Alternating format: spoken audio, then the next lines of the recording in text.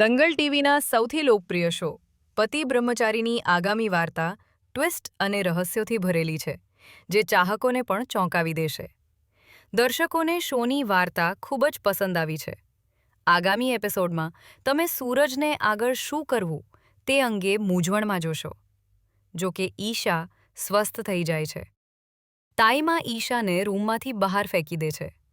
પછી ઈશાને ખબર પડે છે કે ગુંડાઓએ સૂરજના પિતાને ક્યાં છુપાવ્યા છે. ઈશા ત્યાં પહોંચે છે અને તેમને એક પછી એક માર મારે છે. આનાથી સૂરજ અને તેના પિતા બંને ચોંકી જાય છે.